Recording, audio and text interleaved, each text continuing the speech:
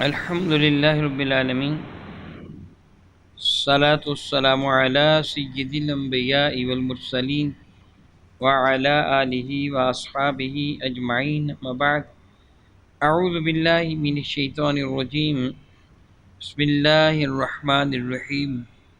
بحمد اللہ تعالیٰ کہ رب ذوالجلال کے احسان اور کرم سے سبق شروع ہوگا آپ کا سورۃ الاحقاف کی 28 نمبر آیت شریفہ سے آگے۔ اعوذ باللہ من الشیطان الرجیم، بسم اللہ الرحمن الرحیم۔ وَإِذْ صَرَفْنَا إِلَيْكَ نَفَرًا مِنَ الْجِنِّ يَسْتَمِعُونَ الْقُرْآنَ فَلَمَّا حَضَرُوهُ قَالُوا أَنصِتُوا فَلَمَّا قُضِيَ وَلَّوْا إِلَىٰ قَوْمِهِم مُنذِرِينَ۔ رب قائل فرماتا ہے وَإِذْ صَرَفْنَا إِلَيْكَ نَفَرًا مِنَ الْجِنِّ، جب جنوں کی ایک جماعت آپ کی خدمت فیض درجت میں حاضر ہوئی، درا حالانکہ یستمعون القرآن، وہ سماعت کر رہے تھے، سن رہے تھے قرآن مجید فرقان حمید کو۔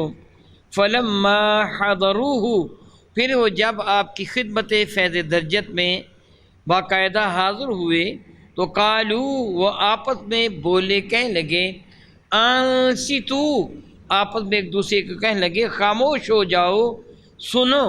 فلما، پس گھڑی قضیا، وہ مکمل ہو چکا قرآن پاک کی تلاوت کا وہ سلسلہ فیصلہ، ولو، پھر وہ پھرے، الی قومہم، اپنی قوم کی جانب، منذرین، ڈر سنانے والے۔ اکثر مفسرین کرام کے مطابق میرے اور آپ کے آقا تاجدار ارب و عجم شفیع معظم رحمت عالم صلی اللہ علیہ وسلم وادی نخلہ میں فجر کے وقت قرآن مجید فرقان کی تلاوت فرما رہے تھے، صحابہ کرام کی جماعت کروا رہے تھے، نماز فجر کا وقت تھا۔ کہا جاتا ہے کہ نصیبین کے علاقہ کے کچھ جنات کا وفد، ایک گروہ، نفر عربی میں 10 سے کم افراد کی جماعت کو کہتے ہیں۔ جس طرح عربی میں ایک کے لیے واحد، دو کے لیے تثنیہ، 3 پر جمع کا اطلاق ہوتا ہے، اس طرح لفظ عربی میں لفظ نفر کہا جائے تو 10 سے کم افراد کی تعداد مراد ہوتی ہے۔ ان کی تعداد کتنی تھی؟ بعض نے کہا 5 7، بعض نے کہا 9 تعداد تھی، بہرحال نفر عربی میں 10 سے کم۔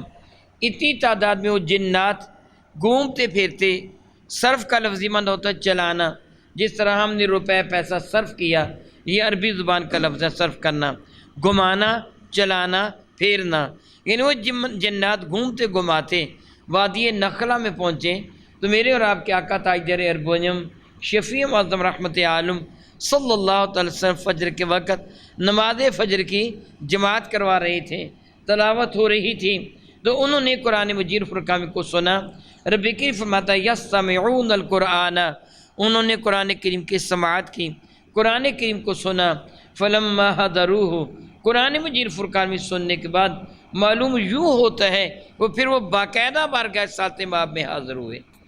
پہلی تو حاضری تھی کہ انہوں نے حضور کو قرآن پاک پڑھتے ہو سنا، اور جب قرآن مجید فرقان میں سبحان اللہ کلام ہو اللہ تعالیٰ کا اور پڑھ رہے ہوں میرے نبی، تو پھر اس کی اثر آفرینی کے کیا کہنے، وہ انداز بڑا مسحور کن تھا۔ انہوں نے سنا تو دنگ ہو کے رہ گئے، وہیں رک گئے اور آپس میں کہنے لگے قالو انصتو، کہنے لگے خاموش ہو کے غور سے سنو، توجہ کرو اس چیز کی جانب جو یہ کہہ رہے ہیں، جو پڑھ رہے ہیں۔ فلما قضیا، جب میرے نبی صلی اللہ علیہ وسلم قرآن پاک کی تلاوت کو مکمل کر چکے تو پھر وہ بارگاہ ساتھ باب میں حاضر ہوئے، میرے نبی پر ایمان لے آئے، بعض ایمان لا کے صحابی ہی نہیں بنے بلکہ اپنی قوم کی جانب میرے نبی کے نمائندے بن کے تشریف لے گئے۔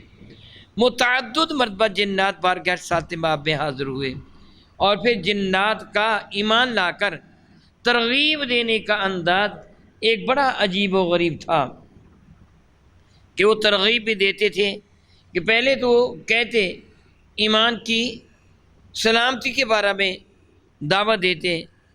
میں نے ایک روایت پہ یہ پڑھا کہ میرے اور آپ کے کریم آقا تاجدار ارب و عجم شفیع معظم رحمت عالم صلی اللہ تعالی وسلم جب مکہ مکرمہ میں تھے تو کہا جاتا ہے کہ ایک بت جو ولید کا بت تھا اس سے ایک قسم کی آواز آئی. امام باقی نے نقل کیا اس واقعہ کو، اور جس میں میرے کریم آقا تاجر الوجم شفیع معظم رحمۃ اللہ کی مخالفت کی گئی تھی. کفار قدر خوش ہوئے، کہنے لگے یہ کتنی اچھی بات ہے کہ ہمارے معبودوں نے رسول اللہ کی مخالفت شروع کر دی ہے. انہیں بارگاہ رسالت مآب میں عرض کیا کہ آپ آئیں، ہمارے بت آپ کے خلاف بات کریں گے. باقی میں ہے میرے کریم آقا رسول مرشد رحمت عالم تشریف لے گئے تو وہ بت جس سے میرے کریم آقا رسول عربی شفیع معظم رحمت اللہ کی مخالفت کی آواز سنائی دے رہی تھی، اس بت نے بلند آواز میں کلمہ طیبہ پڑھا اور میرے نبی کی رسالت کی گواہی دی. حضور رسول مرشد بہت خوش ہو کر کفار کہتے ساری امیدوں پر اوس پڑ گئے نا. میرے کریم آقا تاجر الوجم شفیع معظم رحمت فاتحانہ انداز میں واپس تشریف لا رہے تھے تو راستے میں ایک شخص ملا. اس سے کہا یا رسول اللہ علیہ السلام میں آپ کا غلام ہوں اور میں جن ہوں. میں اپنے گھر آیا تو میری بیوی میرے بچے پریشان تھے، رو رہے تھے. میں نے پوچھا کیا ہوا؟ انہوں نے کہا کہ خبیث جن مکہ مکرمہ میں کسی بت کے اندر جا کے رسول اللہ کی مخالفت کرتا ہے. میں اسی وقت پہنچا، یا رسول اللہ میں نے اس کو قتل کر دیا. آج بت میں جو بول رہا تھا وہ میں تھا. یعنی جنات میرے کریم آقا رسول عربی پر ایمان لانے والے مسلمانوں کی طرح وہ تبلیغ کرتے تھے. علامہ ابن کثیر رحمہ اللہ تعالی نے تفسیر ابن کثیر میں ایک واقعہ نقل کیا ہے. حضرت سیدنا برا بن عازب رضی اللہ تعالی اس واقعہ کے راوی ہیں. فرماتے ہیں کہ سیدنا فاروق اعظم رضی اللہ تعالی نے پوچھا کہ سواد بن قارب کہاں ہیں رضی اللہ تعالیٰ عنہ. اس وقت وہ بارگاہ اقدس میں موجود نہیں تھے. پھر آئندہ ایک دن آپ نے یہی سوال فرمایا سواد بن قارب کہاں ہیں؟ اس وقت وہ تھے نہیں، تھوڑی دیر کے بعد وہ آ گئے. حضرت سیدنا فاروق اعظم رضی اللہ تعالیٰ فرما گیا سواد بن قارب اپنے ایمان لانے کا واقعہ لوگوں کے سامنے بیان کر، یعنی تیرے ایمان لانے کا واقعہ کیا ہے؟ تو سواد کہنے لگے اے امیر المومنین میں ہند کے علاقہ میں موجود تھا. یہ سارا علاقہ ہند کا علاقہ کہلواتا تھا. میں بر صغیر کا یہ علاقہ، میں ہند کے علاقہ میں موجود تھا. ایک جن میرا تابع تھا، میرا یار تھا، وہ میرے پاس آیا کرتا تھا، میرا معاون تھا. ایک شب کی بات ہے کہ میں سویا ہوا تھا، وہ جن خواب میں میرے پاس آیا، مجھے کہنے لگا کہ اے سواد اٹھو دوڑو. قبیلہ لوی بن غالب یعنی میرے آقا رسول عربی کے جد محترم کا نام لیا، اس قبیلہ میں ایک شخص نے اعلان نبوت کیا اور وہ سچا نبی ہے، دوڑو اور اس پر ایمان لے آؤ. سواد بن قارب کہتے کہ میں اس بات کو نظر انداز کر کے سو گیا. اگلی رات پھر مجھے یہی خواب آیا، اس سے اگلی رات پھر مجھے یہی خواب آیا. میرے دل میں رسول اللہ کی محبت پیدا ہو گئی.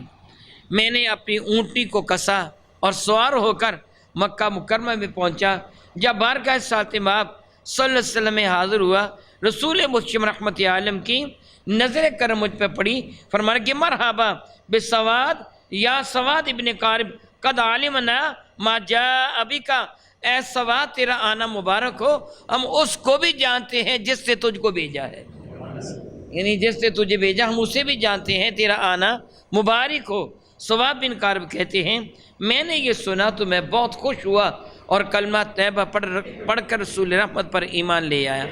پھر میں نے عرض کیا یا رسول اللہ علیہ السلام میں نے آپ کی ارفع الشان میں چند اشعار کہے ہیں، اگر اجازت ہو تو میں وہ عرض کر دوں؟ چنانچہ میرے کریم آقا رسول اللہ فرمایا ہاں سناؤ. انہوں نے جو اشعار بارگاہ رسالت مآب میں جو عرض کیے ان میں چند اشعار یہ بھی ہیں. وہ کہنے لگے فَأَشْهَدُ أَنَّ اللَّهَ لَا رَبَّ غَيْرَهُ وَأَنَّكَ مَأْمُونٌ عَلَى كُلِّ غَائِبٍ.